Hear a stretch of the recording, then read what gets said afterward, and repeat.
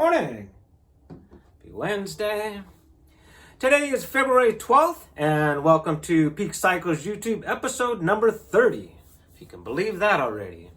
Got a pretty packed episode for you today, as we're going to go ahead and finish off that tail dragger Type 2 production frame, which will lead us into the chop source frame jig and new bicycle fixtures currently being offered. Pretty excited about that. So let's go ahead and jump into it. Let's get things started and see what's happening with Peak Cycles. We are set to finish this today. The first production tail dragger Type 2. Got a little jump on it since the last episode with sleeving the cantilevers to the seat stays here. As mentioned before, sleeving is no secret. The idea is to keep it a secret once it's done, making it undetectable as possible once the cosmetics or paint and powder is done. And I'll show you that here in a minute. This here is the template that I use, one of many for different frames. This is the cantilevers to the seat stays that swoops under the saddle. Done with two separate pieces of steel. The long piece here is roll bent with the roller bender. And then the hard bend here is done with the JD squared. Sleeve them together, piece of 7/8 in here, weld it all the way around, grind it smooth, and hopefully it turns out like this. The idea is to make it look like a single piece of steel versus being sleeved. The reason for sleeving is it's nearly impossible to get a rolled piece of steel up against a hard bent piece of steel this close to each other. Unless you have high-end computerized machines, it's pretty much the way to do it. Wanted to touch on sleeving for a moment. I know I've been a little brief there. Basically taking a 7/8 piece of steel and you're putting it inside the two 1-inch pieces, leaving a small gap. So you're not only welding the two pieces together, but the reason for the gap is so you're penetrating the sleeve inside with weld. Weld it all the way around, grind it smooth, and that's basically what you're looking at. Want it to look like a single piece of stick going from a roll bend to a hard bend. Why you sleeve? In this case, the benders are designed to accept a straight piece of steel. So once you bend it in any way, it doesn't feed into the bender. There are several reasons for sleeving. Some people like to get that wave or S look, so they'll roll a piece of stick, cut it in half, flip it so it looks like an S, sleeve it, grind it smooth, and you got that S shape. Many reasons for sleeving. In this case, I needed it to go from roll to hard bend, so you sleeve. Let's keep it moving. This is that template I was just showing you, which I use for several different reasons. Not only to mimic the roll bend there, but also the degree of angle on the swoop under the saddle.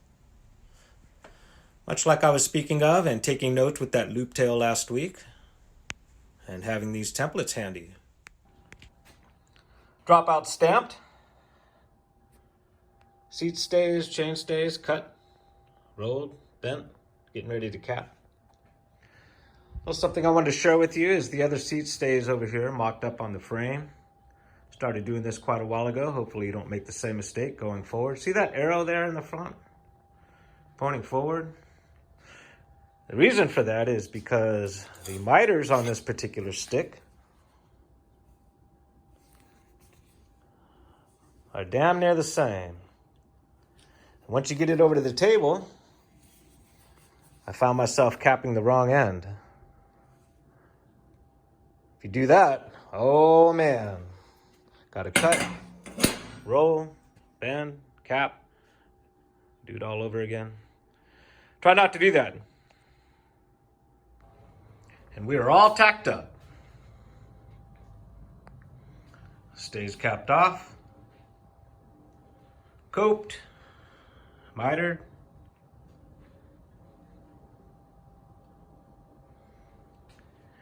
And we are about ready to weld her up.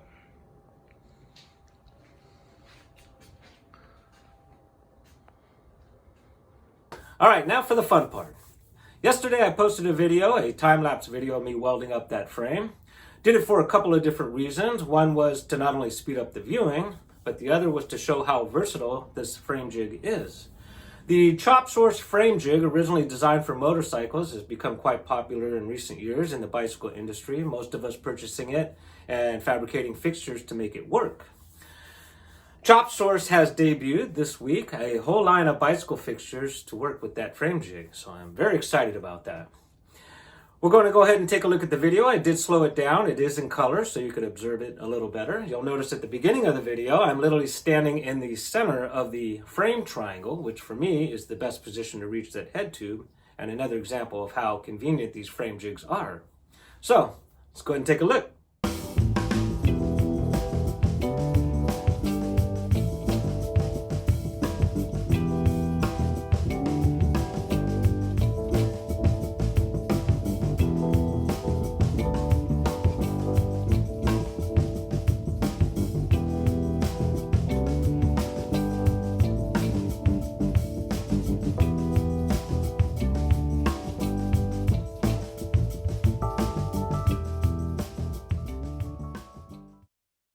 There you go. As you can see, I like to whip that frame jig around. I have mine on casters or roll it around the shop, spin it on axis.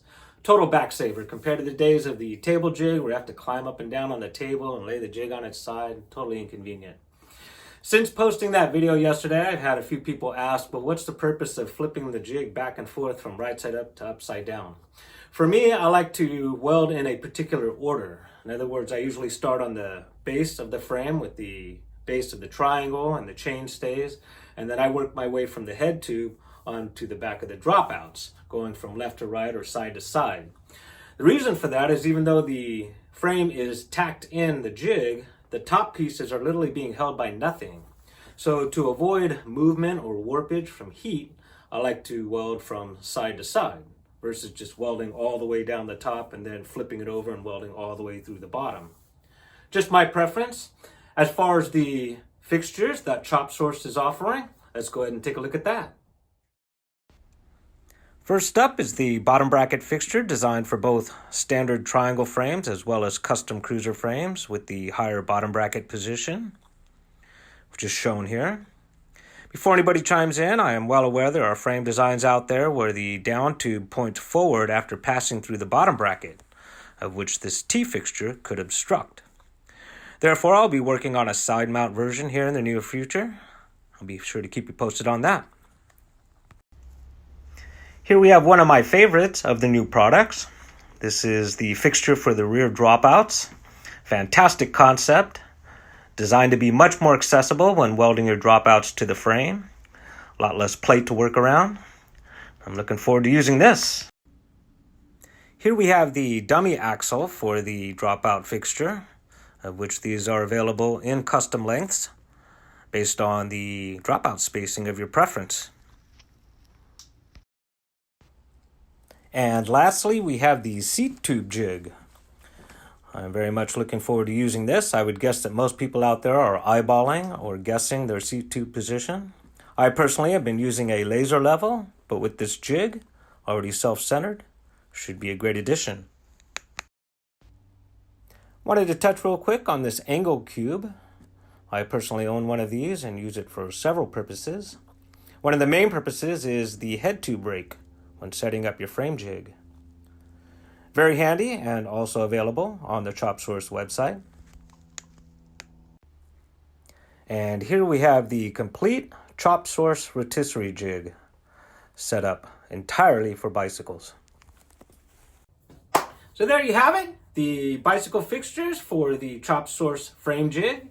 Highly recommended, as I know there's at least a half dozen of us fabricators out there currently using this frame jig, and having these bicycle fixtures is only going to make things that much better. Be sure to visit the website at chopsource.com if you're interested in any of those items. I personally will have these fixtures in hand and will be using them over the next week or so. Follow up on this segment. Meanwhile, that's pretty much going to wrap it up. Hope you enjoyed today's version of what's happening at Peak Cycles. And until next time, make it a killer day.